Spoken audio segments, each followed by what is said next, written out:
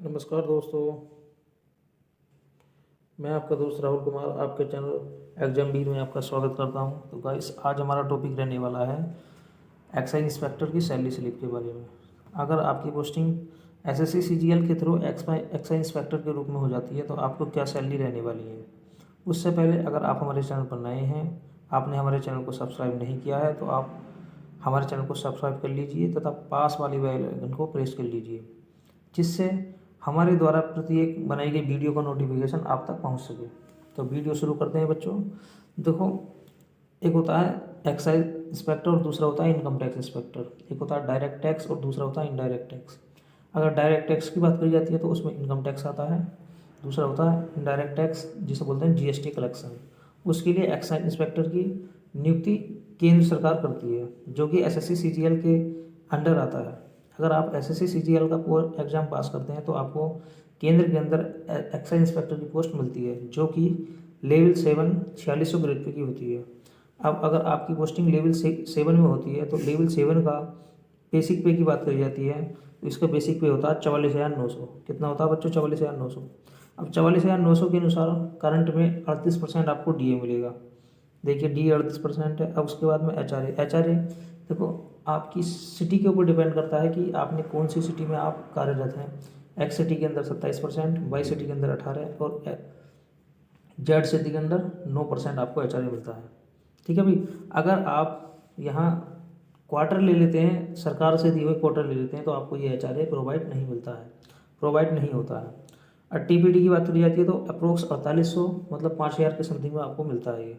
अब देखो टोटल, अगर हम टोटल की बात कर लेते हैं, टोटल आपको 77,000 सैलरी आपको इसमें मिली हुई है बच्चों। देखो 77,000 सैलरी मिली हुई है। इसके बाद में अगर हम ये सैलरी आपको इन हैंड आपके हाथ में नहीं आती है, कुछ इसमें डिडक्शन होता है जो कि इस प्रकार है। अब देखो, डिडक्शन के लिए एक CGIES है, 60 रुपये इसके कटे हुए हैं। एक होता है एनपीएस। एनपीएस में आपका बेसिक का और डीए का दोनों को 10% करता है, जो कि 6,017 है। उसके बाद में इनकम टैक्स, देखो इन्होंने इनकम टैक्स कटवा रखा है क्योंकि इनकी जो टोटल सैलरी है, टोटल अर्निंग है, वो 5,000 से 5 लाख से ऊपर जाएगी। इनकम टैक्स इसलिए इन्होंने पर मंथ कटवा रखा है, जो कि 5,000 रुपये करता है। वरना अंत में जब हम इनकम टैक्स कटवाते हैं तो वो हमारी पूरी पूरी सैलरी कट जाती है।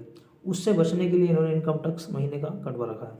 एक CGS होता है 650 रुपये, हील एजुकेशन 200 रुपये, टोटल मिला के 11,927 रुपये इनका डिडक्शन हुआ है। अब 11,927 के डिडक्शन के बाद में देखो इनके हाथ में जो सैलरी आई हुई है बच्चों, वो आई हुई है 65,186 रुपये। मतलब इतना हैंडसम अमाउंट आपको मिलने वाला है अगर आपकी पोस्टिंग एक्साइज इंस्पेक्टर के रूप में हो जाती है। दूसरी बात कर लेते हैं, देखो इनकी पावर के बारे में। ये सैलरी अलग है। अब इसके बाद में इनकी क्या पावर होती है। एक्साइज इंस्पेक्टर नाम तो काफ़ी होता है अपने आप में।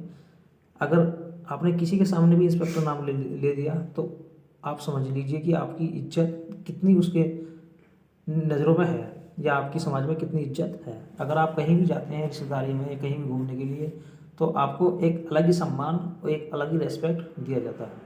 ठीक है बच्चों। बाकी देखो, आपको पता ही है, जो भी जीएसटी में जितनी भी चीज़ें आती हैं, अगर कोई जीएसटी चोरी करता है, जैसे मान लीजिए भाई विदेश से कोई सामान आया हुआ है, उस पर जीएसटी लगेगा। भाई केंद्र के अंदर अगर हमारे देश में वो प्रवेश करेगा, हमारे देश में बिकना है तो जीएसटी लगेगा।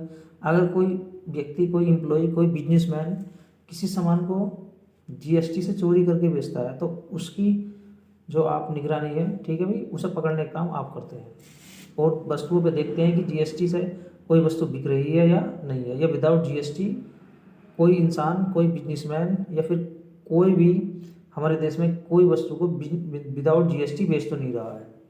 क्योंकि जीएसटी अगर लगेगी तो वो पैसा सारा सरकार के खाते में जाता है। ठीक है भाई। बाकी देखो, बात कर लेते हैं प्रमोशन की। जीएसटी इंस्पेक्टर का हालांकि प्रमोशन स्लो है, लेकिन फिर भी पहला प्रमोशन हो जाता है 4800 ग्रेड पे, जिसे बोलते हैं भाई, अगर आप पहले इंस्पेक्टर की पोस्ट पर सेलेक्ट होते हैं तो उसके बाद में एक पहला प्रमोशन होता है। कम से कम 10 साल में आप प्रमोशन पाते हैं। उसके बाद में कम से कम 20 साल के बाद में